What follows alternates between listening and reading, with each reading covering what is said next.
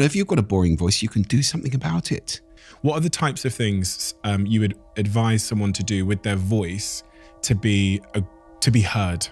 There are things we can do with our lungs which are beyond imagining, virtually. Our happiness, our effectiveness, and our well-being are fundamentally affected by whether we master the skills of speaking and listening. And it is a shame if somebody's saying something incredibly important and they're not using what I call the vocal toolbox. There's all this stuff that we can deploy if we start paying attention to our voice. If you've got a boring voice, you can do something about it. It's possible. Get a vocal coach, work on it, take up a breathing practice, improve your posture. Just practice prosody, the intonation, really exaggerating it. I'm a great fan of doing this. It's the kind of thing that actors do, singers do. And many times, for example, I've given talks where I've been looking at an audience of CEOs, hundreds or thousands of them. And I say, how many of you have to talk in public? Forest of hands goes up. How many of you have had formal vocal training? 3 or 4 people. And I go, what? This is part of your life. It's an important part of you're speaking to teams. You're trying to inspire people. You're trying to lead people. You're trying to communicate, build relationships with people. You're trying to move, mountains with your voice, and you've never paid any attention to it. It's tragic. We teach reading and writing in schools. We don't teach speaking or listening, which is absolutely nuts. It's funny because when people ask me, I always say that the most important skill you can learn is to sell, because you're selling all the time. I'm selling right now. I meet a girl in a bar. I'm just going to sell to her to try and get her number. I have a girlfriend. I wouldn't do that. I'm selling in business. I'm selling to my teams. I'm trying to inspire investors to join us. My life is full of a sales pitch, whether I'm selling myself or an idea or a vision or whatever. But I've never really reflected on the fact that the foundation of that selling is this instrument. Of course. What would I have to do? Because there's lots of people that are out listening to this podcast that start their own podcast and want to be a podcaster. And many of them message me and they want to come and sit here on this podcast one day. What are the types of things you would advise someone to do with their voice to be heard? Well, treating your voice as a skill is the first thing. So becoming conscious that this is a skill. It's not a natural capability. Just like listening is a skill, hearing is a capability, listening is a skill. So I very much talk about these two things as skills. Speaking and listening are skills that we do not teach in school or university, which is mad. So we have to take it upon ourselves because they matter, They affect our outcomes in life. They affect, I always say, our happiness, our effectiveness, and our well-being are fundamentally affected by whether we master the skills of speaking and listening. So in terms of speaking, understanding there's a vocal toolbox is the first thing. So things like breathing. Your voice is just breath. That's all it is. Breath moving across your vocal cords.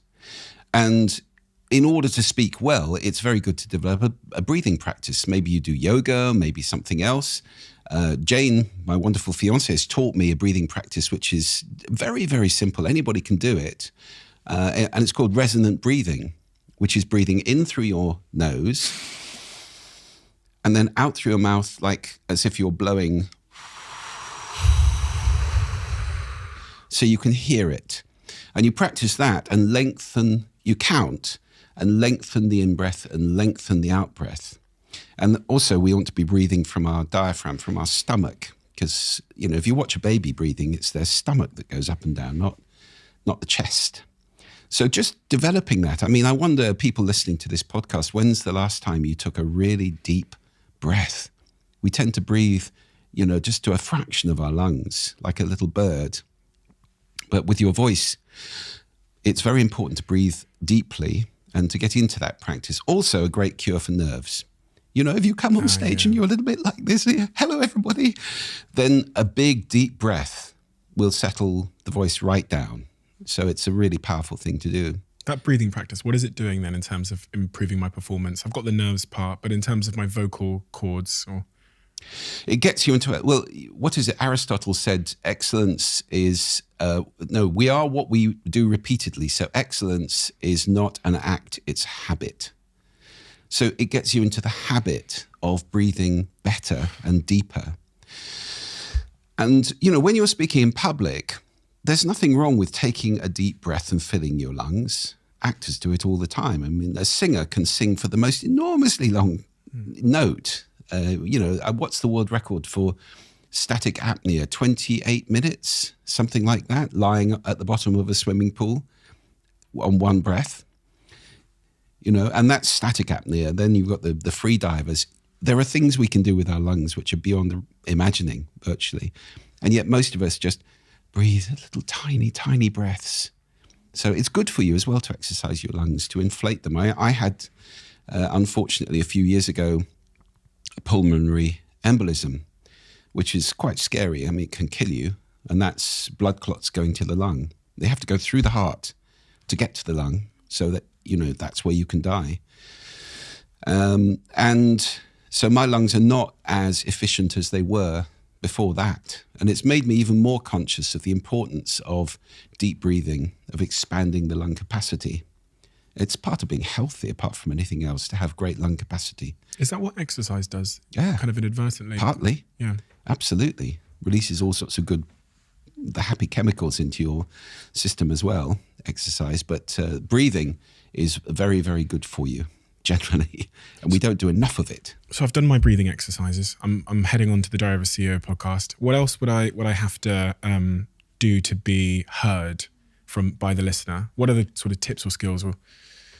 Well, I think variety, just in general, is a very important aspect of speaking. So you talked about people who are monotonic, and that literally means one tone. So if I speak like this through the whole podcast, it would be extremely boring for people. There's not a lot of intonation going on there. I don't get any emotional resonance speaking like that. It's just boring. So intonation, the up and down of speaking, is really important. It's also crucial to be sensitive to cultural differences in that. For example, in Scandinavia, they have much restricted prosody or intonation compared to, say, the Latin countries, where, people are like, it's very up and down like this the whole time. I'm croaking here. I remember doing a talk in Finland in the amazing concert center in Helsinki, which was designed by a brilliant architect called Toyota, and is acoustically unbelievable. And at the end of my talk, there was a little tiny ripple of applause. And I thought, I bombed. They didn't like it. If they'd been in America, it'd be whooping and hollering and whatever going on. And I went down for a coffee and people came up to me and said, thank you, that was the best talk we have had for some years. That's Finns for you. They're very taciturn, quiet people. They don't get very excited much. So, unless they've had a vodka, perhaps. But you have to be adjusting to the prosody of the audience you're speaking to. What's prosody? Prosody is both intonation, so the up and down delivery, which is route one for emotion. It's absolutely crucial in speaking. And it's also the rhythm of your speaking, the gaps you leave, and the emphasis you put on words. So it's understanding it's not just reading a script flat, it's putting your personality into what you're saying. And that makes all the difference in the world. So anybody it's interesting. I mean, I have friends who run voiceover studios, and actors come in to read things, TV commercials, books and whatnot. Some actors can read, some can't. It's not a skill that everybody possesses, to be able to read something or speak in an interesting way that's not a script you learn and then you really, really work on it and so forth. Just reading something, it's quite technical, actually. You have to get yourself out of the way. So, yes, working on your voice is about variety. It's about breathing. It's about being comfortable with silence, for example.